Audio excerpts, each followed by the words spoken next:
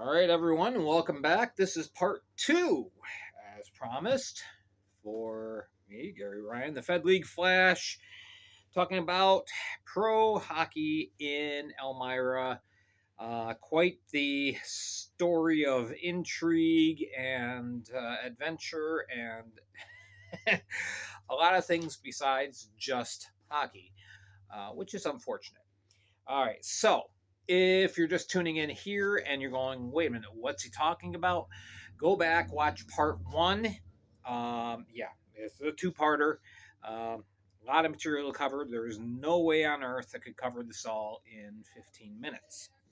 So, just to review the graphic here, imagine this is your building, your first arena in Elmira, New York, and all the names and entities in red are all the players in this interesting little play. Dollar signs is because unfortunately the arena has been hemorrhaging money almost since day one, 1999, when the arena was first built. So we're talking about a facility that's from its completion is 24 years old. And we got through the first couple of chapters, which was the history of the Elmira Jackals. The first iteration played in the United Hockey League for 7 seasons, second in the ECHL for 10. And in the meantime, as time went by, the situation worsened. Back taxes became an issue. There was the Chemung County Court that filed for a bankruptcy, all sorts of interesting things. So we get to the end of the Jackals' tenure at First Arena. And at this point, the arena has been losing a ton of money. Getting to the end of the 2016 to 2017 season. So the Jackals played their last game on April 8th, 2017. And at this point, it was pretty much known the Jackals are done. They're not coming back. Not because of anything that the Jackals did, but because of the political mess that was taking place behind the scenes. In January of that final season, the Chemung County Industrial Development Agency asks Elmira City Council for 1.5 million. Now you're saying, who is the CCIDA, the Chemung County Industrial Development Agency? They are the owners of the arena, kind of a local trust that is overseeing operations.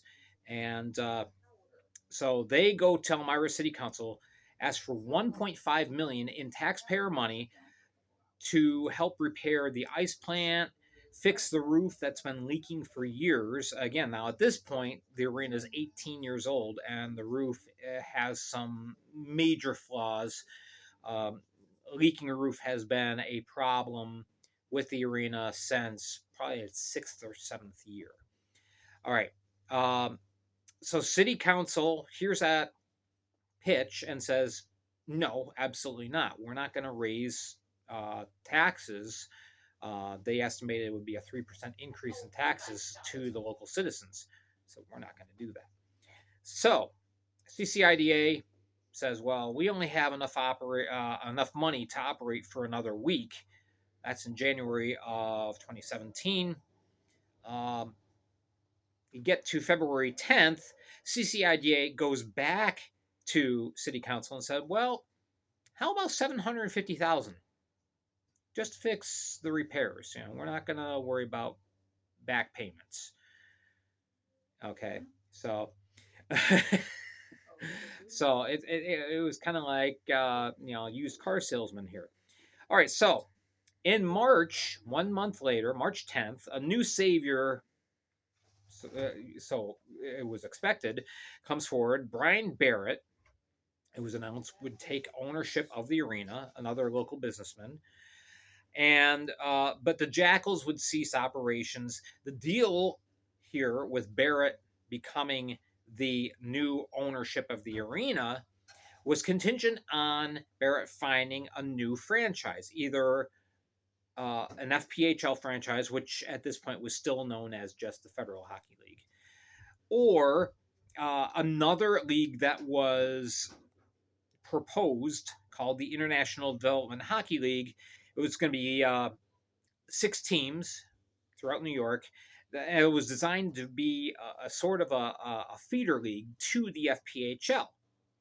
Okay, well, they never played.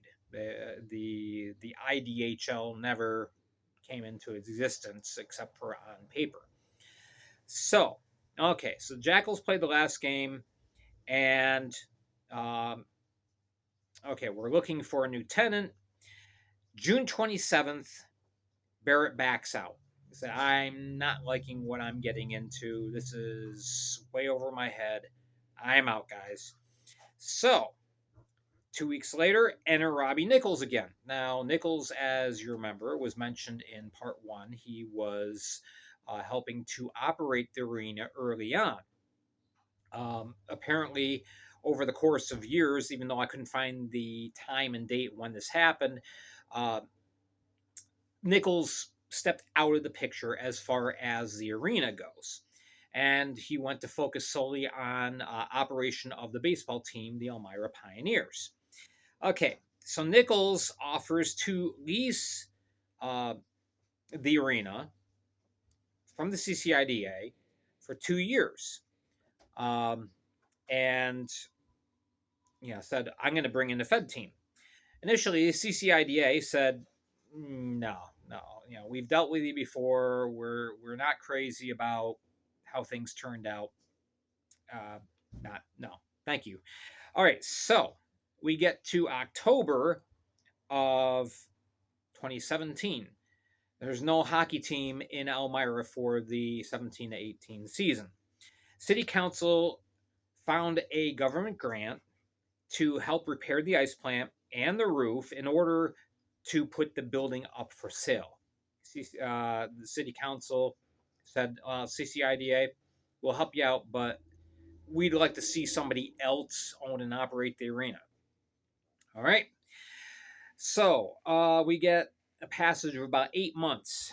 In June of 2018, the CCIDA and Nichols reopened negotiations, and this time a 3-year lease is agreed upon to house a Fed team.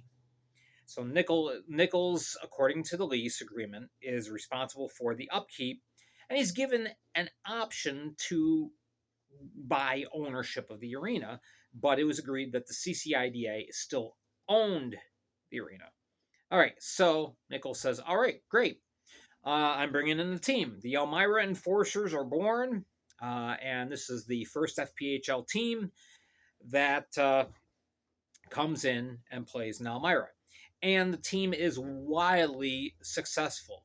At this point, the people of Elmira are thinking, great, we have somebody operating the arena who did it before, so we feel confident in Nichols being in place here.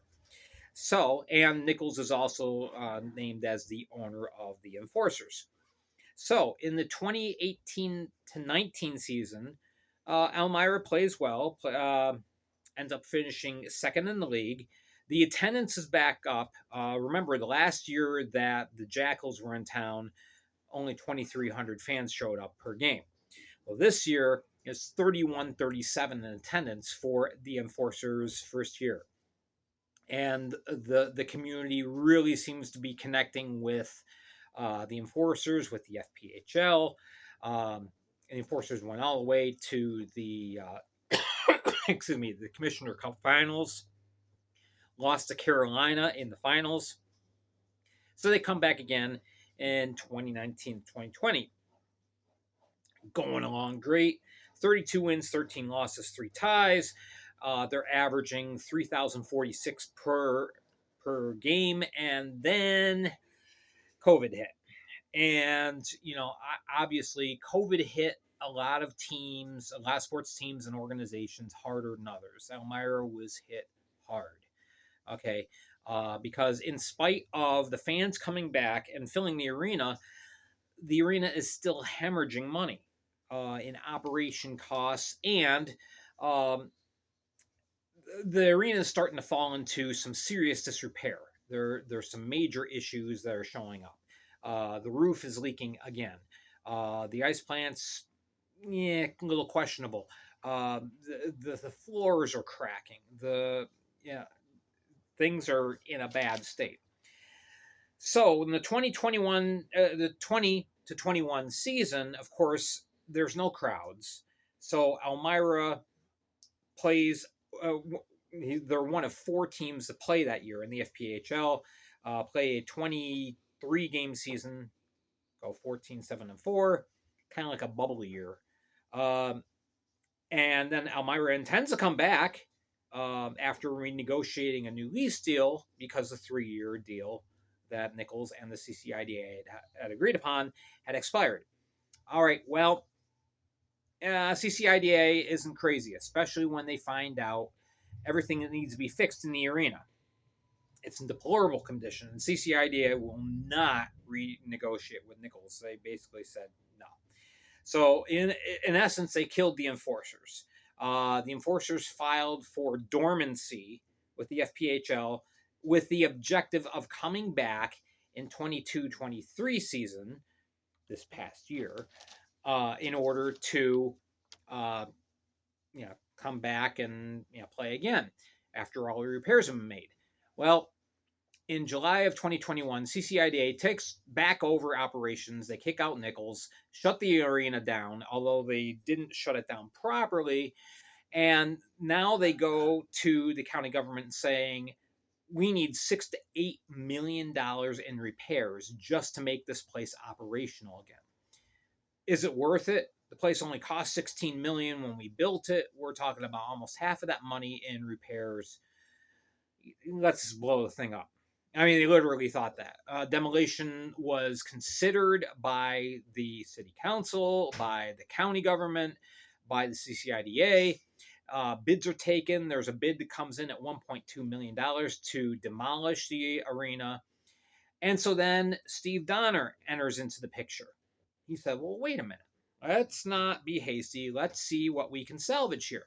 So he enters into negotiations with CCIDA. All right. By November, the county has a firm reassess the structure. The firm says you only need $500,000. That you absolutely have to fix stuff. We'd recommend that you make about $3 million in repairs, but to make the place operational, $500,000 ought to do it. All right, so Donner takes this news and runs with it and said, "Come on, let's get a deal done." So negotiations continue. There's a deal agreed upon with Tadros Donner Sports and Entertainment to operate the arena and reopen it. The keys are given to Donner, and basically CCIDA is saying, yeah, we know it's a fixer-upper, but so here's a $1 per year lease. Just take care of everything for us, huh? All right, so Donner starts pouring in money to make the repairs and reopen the place. And so on April of 22, Donner announces the new team's coming in. The Mammoth come in. Mammoth have a tough year. Donner is partly distracted with his effort to bring a new lacrosse league in, the PBLA. There's a lot of money spent there. Donner's spending tons of money on repairs, on the team, on the PBLA, and by the end of the year, we're back to the bad situation. So on May, CCIDA files the intention to terminate the lease because they say $255,000 in unpaid costs has incurred. The epitaph of this whole story, as I'm running out of time, and that article in the Star Gazette run back in March of 2017, quote, "This place does not make money," citing an $800,000 a year loss. Quite a story. And that's where we are today. What goes next, we don't know.